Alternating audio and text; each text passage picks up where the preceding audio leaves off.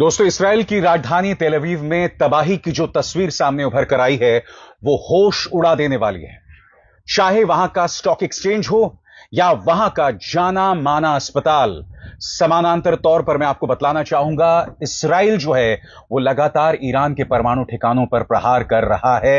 यानी कि कभी भी रेडियो एक्टिव रिसाव का खतरा लगातार बना हुआ है। मगर जो बड़ी खबर आ रही है दोस्तों कि किस तरह से ईरान इसराइल के अहम ठिकानों पर निशाना बना रहा है। सबसे पहले मैं आपके सामने एक छोटा सा वीडियो पेश कर रहा हूं और इस वीडियो में आप देख रहे हैं किस तरह से वहां के स्टॉक एक्सचेंज को पूरी तरह से तबाह कर दिया गया है। आप पूरी बिल्डिंग को देख रहे हैं दोस्तों, और बिल्डिंग बुरी तरह से क्षतिग्रस्त है।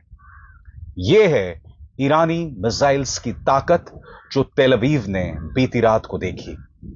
किस तरह से तेल अवीव का जो स्टॉक एक्सचेंज है पूरी तरह से तबाह कर दिया गया है। और जाहिर सी बात है वहां का आम इंसान पूरी तरह से घबराया हुआ है। वो घबराया हुआ है ईरानी मिसाइल, वहां की हाइपरसोनिक मिसाइल की ताकत से, वहां की फतह 1 हाइपरसोनिक मिसाइल से, जो हर गुजरते दिन के साथ अपनी ताकत जो है वो इसराइली आसमानों में दिखा रहा है। स्वाभाविक सी बात है वहां पर खौफ का माहौल है। इंतजार कीजिएगा क्योंकि मैं आपको बताऊंगा कि किस तरह से इसराइल ने एक बार फिर वहां के 2 अहम परमाणु ठिकानों पर निशाना साधा है। इसके अलावा मैं आपको बताना चाहता हूं दोस्तों, ईरानी हमले में वहां का एक बहुत ही जाना माना अस्पताल है जो कि बेरशीबा इलाके में है, जिसका नाम है सोरोका मेडिकल सेंटर। जैसे कि आप इन तस्वीरों में देख रहे हैं दोस्तों, बड़े पैमाने पर यहां पर तबाही मचाई गई है। अस्पताल को भी ईरानी मिसाइल्स ने नहीं बख्शा है। और आप जानते हैं दोस्तों, इस मंच पर मैंने हमेशा से इस बात का विरोध किया है कि अस्पताल पर कभी निशाना नहीं साधा जाना चाहिए। मगर आप जानते हैं कि इसराइल ये कहने का नैतिक हक खो चुका है, क्योंकि आप इस बात को बखूबी जानते हैं कि गजा के अंदर किस तरह से इसराइल ने न सिर्फ अस्पतालों पर निशाना साधा, उसने डॉक्टर्स को किडनैप किया और उन्हें मौत के घाट उतार दिया। उन अस्पतालों में निशाना बनाया जहां लोग इलाज ले रहे थे, और उसकी मैं चर्चा करूंगा दोस्तों। अब मैं आपको एक और वीडियो दिखाता हूं दोस्तों, ईरानी बैलिस्टिक मिसाइल से जो बर्बादी हुई है इसराइल के अंदर। और ये ओपन सोर्स इंटेल के हवाले से ये खबर आई है। ये जो बर्बादी हुए घर के अंदर से लिया गया वीडियो है जो आप देख सकते हैं, और ये तस्वीर अपने आप में बहुत कुछ कहती है दोस्तों। मगर बहुत जरूरी हो जाता है कि मैं आपके सामने चर्चा करूं किस तरह से इसराइल का जो सोरोका अस्पताल है उसमें तबाही मची है। एक बार फिर इन तस्वीरों को देखिए और तबाही का आलम यहां पर दिखाई दे रहा है। और जाहिर सी बात है इसराइल इस पर नाराज है। जाहिर सी बात है उनका गुस्सा जो है ईरान के धार्मिक नेता खामेनी पर निकल रहा है। मगर सबसे पहले मैं आपका ध्यान खींचना चाहूंगा इसराइल के जो नेशनल सिक्योरिटी मंत्री हैं इतमार बेन गुवीर। अंग्रेजी में उनका बयान है, फिर मैं उसका हिंदी में अनुवाद करता चलूंगा। वो कहते हैं, these Nazis who launch missiles at hospitals, at the elderly and at children, if they had atomic weapons, they would fire them without a second thought. This is the most just campaign that Israel has ever embarked upon. यहां पर राष्ट्रीय सुरक्षा के मंत्री हैं इतमार Ben गुवीर। वो कह रहे हैं कि ये जो नाज़ी हैं, नाज़ी यानी कि इस ईरानियों को वो नाज़ी कह रहे हैं, ये जो नाज़ी हैं वो लोग अस्पतालों पर, बुजुर्गों पर और बच्चों पर बगैर सोचे हमला कर रहे हैं। अगर इनके पास परमाणु बॉम्ब होते तो वो भी बगैर सोचे वो लॉन्च कर देते। लिहाजा इसराइल जो काम कर रहा है वो बहुत जायज है। और यहां पर इसराइल के दोहरे मापदंड साफ तौर पर दिखाई देते हैं। अब मैं आपके सामने एक एक करके आंकड़े पेश करना चाहता हूं कि गजा में, और ये बहुत ही गिने चुने आंकड़े हैं, सारे आंकड़े पेश नहीं कर रहा हूं क्योंकि उससे तो पूरा कार्यक्रम ही निकल जाएगा। आपके सामने मैं बाकायदा पूरे आंकड़े पेश कर रहा हूं कि खुद इसराइल ने किस तरह से वहां के अस्पतालों पर निशाना साधा, एक एक करके। इसराइल द्वारा गजा में किए गए हवाई हमलों में कई अस्पताल निशाने पर आए थे और इनमें कई लोगों की मौत हुई थी। हाल के महीनों में इनमें से प्रमुख अस्पताल और घटनाएं इस प्रकार हैं। पहला, नासिर अस्पताल जो खान यूनिस में है। इसराइल ने खान यूनिस के नासिर अस्पताल के सर्जरी विभाग पर हमला किया, जिसमें एक फलस्तीनी डॉक्टर समेत 5 लोगों की मौत हो गई। इसी अवधि में खान यूनिस में एक डॉक्टर दंपत्ति के घर पर हमले में 9 बच्चों की मौत हुई। हालांकि यह हमला घर पर हुआ था, अस्पताल पर नहीं, लेकिन शव अस्पताल में लाए गए। यूरोपियन अस्पताल, यह दूसरा अस्पताल है जहां पर हाल ही में हमला हुआ था। इसराइल ने यूरोपियन अस्पताल पर भी हवाई हमले किए, जिसमें अस्पताल के प्रांगण में बम गिरे और कई लोग मलबे में दब गए। इसराइल ने दावा किया कि अस्पताल के नीचे हमास का कमांड सेंटर था, जिसके कोई प्रमाण जो है वो मौजूद नहीं थे। आगे, अल अहली अस्पताल, पिछले साल 2023 में अल अहली अस्पताल में भी एक बड़ा हमला हुआ था, जिसमें 500 से अधिक लोगों की मौत हो गई थी। हालांकि इसराइल ने इस हमले की जिम्मेदारी से इनकार किया था और कहा था यह रॉकेट मिसफायर था। इसके अलावा कई अन्य अस्पतालों और रेफ्यूजी कैंपों को भी निशाना बनाया गया, जिसमें आम नागरिक और बच्चे शामिल थे। मैं आपसे एक सवाल पूछना चाहता हूं, सोरोको अस्पताल में जो हमला हुआ, या सोरोका अस्पताल, इसराइल के सोरोका अस्पताल जो कि बेयरशीबा इलाके में है, कितने लोगों की मौत हुई है? एक भी मौत नहीं हुई है। कम से कम जो आंकड़े अंतर्राष्ट्रीय मीडिया से आ रहे हैं, और इसराइल ने भी कोई आंकड़ा पेश नहीं किया है। आप देख रहे हैं जो मैंने आपको तमाम मिसाल बताए, कभी डॉक्टर को मार दिया, कभी 9 बच्चों को मार दिया, कभी एक ही हमले में, और वो भी कहां? अस्पताल में, गजा में 500 लोगों को मार दिया। इसीलिए ये दोहरे मापदंड साफ तौर पर उभर कर आ रहे हैं और लोग ये सवाल खड़े कर रहे हैं। जैसे मैंने कहा ना दोस्तों, इस मुद्दे पर इसराइल अपना नैतिक अधिकार खो चुका है, मगर मेरा फिर भी मानना है कि ईरान को अस्पतालों पर हमला करने का कोई अधिकार नहीं है।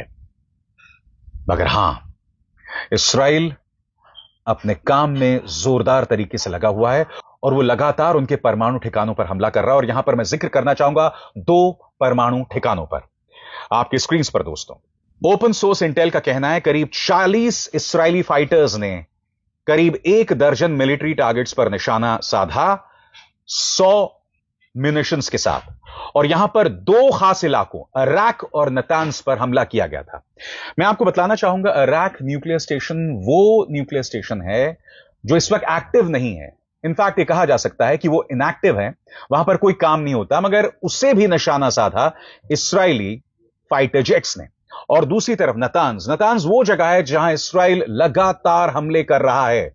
इसराइल लगातार कह रहा है कि हम सही रास्ते पर हैं, हम निशाने पर हैं, और आने वाले दिनों में हम ईरान की परमाणु ताकत को पूरी तरह से नेस्तनाबूद कर देंगे, फोर्दो न्यूक्लियर रिएक्टर को छोड़कर। और इसके लिए इसराइल जो है अमेरिका की तरफ देख रहा है। मगर यकीनन दोस्तों, यह वीडियो मैं आपको दिखाना चाहता हूं, कल रात जो हमला किया गया 40 इजरायली फाइटर जेट्स द्वारा। यह वीडियो देखिए, आपकी स्क्रीन पर हमले का वीडियो है जो यहां पर दिखाई दे रहा है, जो अपने आप में बहुत कुछ कहता है दोस्तों कि किस तरह से यह रात में हमला किया गया था। और दूसरी तरफ, जैसे मैं कह रहा हूं दोस्तों, ईरान भी तेल अवीव में अपने हमले जारी रख रहा है। ये एक और ओसेंट डिफेंडर द्वारा पेश किया गया वीडियो है, जिसमें वो कह रहे हैं significant damage to several building seen in Holon to the south of Tel Aviv following a direct impact from an Iranian ballistic missile. सरल शब्दों में, तेल अवीव के दक्षिण में एक शहर है जिसका नाम है होलोन, और वहां पर यह हमला किया गया है। इसराइल नाराज है। उनके राष्ट्रीय सुरक्षा मंत्री ने कहा है कि यह नाज़ियों का काम है। दूसरी तरफ आपके स्क्रीन पर यह है इसराइल के डिफेंस मिनिस्टर इज़राइल काट्स। उन्होंने सीधा प्रहार किया है ईरान के धर्मगुरु, उनके सुप्रीम लीडर खामेनी पर। वो कहते हैं, इसराइल के डिफेंस मिनिस्टर इज़राइल काट्जू ने कहा कि उन्होंने और प्रधानमंत्री बेंजामिन नेतन्याहू ने इस्राएली सेना को हुक्म दिया है कि ईरान के स्ट्रैटेजिक टारगेट्स पर और ज्यादा तेजी से हमले करें, क्योंकि ईरान ने गुरुवार को इस्राएल के शहरों पर नए बैलिस्टिक मिसाइल दागे हैं। काट्स ने डिफेंस मिनिस्ट्री की ओर से जारी एक बयान में कहा, यह डरपोक ईरानी तानाशाह अपने मजबूत बंकर के अंदर बैठा है और इस्राएल के अस्पतालों और आम लोगों के घरों पर जानबूझ के हमले करवा रहा है। उन्होंने यह बात ईरान के supreme leader Ayatollah Ali Khamenei के बारे में कही। और आगे बढ़ने से पहले एक जरूरी संदेश, मेरे कार्यक्रमों के लिए आप नोटिफिकेशन का इंतजार मत कीजिए, मेरे चैनल में जाइए और खुद जाकर कार्यक्रम देखिए और रहिए अपडेटेड। दोस्तों, दूसरी तरफ रूस के राष्ट्रपति व्लादिमीर पुतिन सामने आए हैं। उन्होंने कहा कि सोच के भी सिहरन पैदा होती है कि आने वाले दिनों में इस्राएली हमले में खामेनी को मौत के घाट उतार दिया जाएगा। मैं आपको सुनाना चाहूंगा पुतिन क्या कह रहे हैं। पहली बात, वो कहते हैं कि मुझे सोचकर भी सिहरन पैदा होती है कि सुप्रीम लीडर को मारने की बात की जा रही है। मैं उसकी बात तक नहीं करना चाहता, मगर हां, हमने ईरान के साथ एयर डिफेंस सिस्टम में समझौते की कोशिश की थी, मगर ईरान नहीं माना। कुछ दिनों पहले तक वो बातचीत होती रही, मगर फिर वो बातचीत और समझौता खुद ब खुद रद्द हो गया।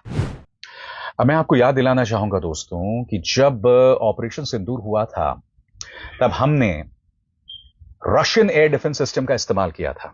सुदर्शन चक्र याद है आपको? नतीजा यह हुआ कि एक भी पाकिस्तानी मिसाइल, सही सुना आपने, एक भी पाकिस्तानी मिसाइल जो है वो भारत के किसी निशाने पर नहीं लगी। अब यहां पर पुतिन क्या कहने की कोशिश कर रहे हैं? वो कह रहे हैं कि अगर हमारे साथ समझौता कर लेता ईरान तो शायद इस युद्ध का चेहरा कुछ और होता। मगर ईरान ने ऐसा नहीं किया। क्यों नहीं किया? क्योंकि वहां लोकतंत्र नहीं है, वहां इन मुद्दों पर खुलकर बात नहीं होती है। सुनिए व्लादिमीर पुतिन क्या चेतावनी दे रहे हैं खामेनी के बारे में और साथ ही उस समझौते के बारे में जो परवान नहीं चढ़ सका। सुना जाए।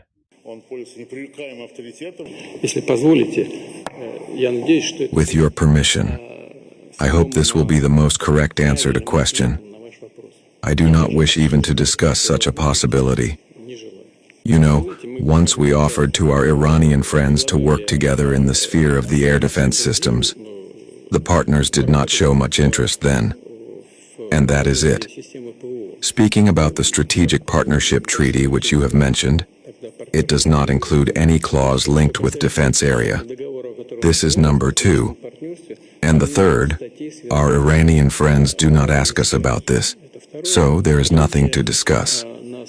Our proposal was to create a system of air defense, not just separate deliveries of weapons, but a system.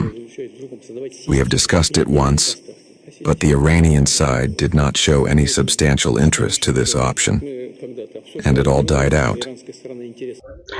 तो स्वाभाविक सी बात है दोस्तों, हालात बहुत गंभीर हैं, खतरनाक हैं और अब अमेरिका भी प्रवेश करने वाला है और आने वाले दिनों में हालात और बदतर होने वाले हैं। मगर जैसा कि ईरान के सुप्रीम लीडर कह रहे हैं कि अगर अमेरिका उतरा तो उसे खामियाजा भुगतना पड़ेगा और अमेरिका को अंदाजा भी नहीं है कि किस तरह से उसे इसका नुकसान होगा, क्योंकि आप जानते हैं गल्फ के कई इलाकों में अमेरिकी सैनिक बेसिस हैं जिन्हें सही मायने में उस कदर सुरक्षा हासिल नहीं है। अब देखना यह है कि अगर अमेरिका वाकई इस युद्ध में उतरता है तो इसका क्या असर पड़ेगा। अमेरिका और इस्राएल इस वक्त दोनों में सहमति बनती जा रही है कि खामेनी को मौत के घाट उतारा जाए और अगर ऐसा होता है तो इसका असर जंग पे क्या पड़ने वाला है। क्या जंग रुक जाएगी या फिर यह अंतर्राष्ट्रीय तौर पर और भी ज्यादा उग्र रूप अख्तियार कर लेगा? क्योंकि मैं आपसे बार बार कह रहा हूं, अगर ऐसा होता है तो स्वाभाविक सी बात है उससे जो कट्टर तबके हैं वो नाराज हो जाएंगे और जब कट्टर तबके नाराज होते हैं ना दोस्तों, तो उससे कई संस्थाएं, कई आतंकवादी संगठन भी निकल कर आते हैं, जैसे अलकायदा, ISIS, तालिबान वगैरह वगैरह। और इससे होगा क्या कि पूरी दुनिया में आम अमेरिकी नागरिक की जान खतरे में आ जाएगी। हम बहुत ही नाजुक मोड़ पर हैं, भारत के पास भी बहुत कुछ खोने को है और सिर्फ एक आदमी की इज्जत की वजह से, और वो ये है इस्राएली प्रधानमंत्री बेंजामिन नेतन्याहू। अभिसार शर्मा को दीजिए इजाजत। नमस्कार।